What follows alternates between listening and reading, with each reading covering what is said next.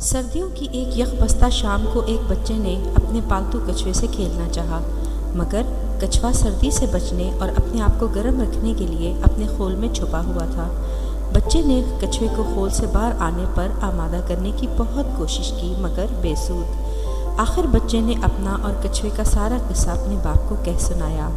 باپ بیٹے کو لے کر آتش دان کی طرف گیا، آگ جلائی اور قریب بیٹھ کر بچے سے بات کرنے لگا۔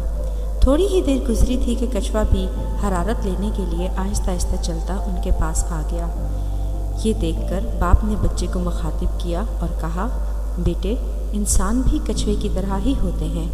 اگر تم چاہتے ہو کہ وہ اپنے خول اتار کر تمہارے ساتھ کھلے دل سے ملیں تو انہیں اپنی محبت کی حرارت پہنچایا کرو، نہ کہ انہیں ڈنڈے کے زور پر یا اپنا حکم چلا کر اپنی بات منوانا چاہو۔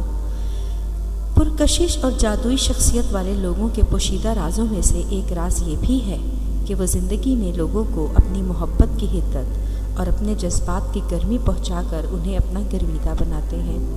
ان کی تعریف و تحسین اور قدر سے ان کے دلوں میں اپنے لیے پیار اور چاہت کے جذبات پیدا کرتے ہیں، پھر انہی جذبات کے بل بوتے پر ان پر اور ان کے دلوں پر راج کرنے لگتے ہیں۔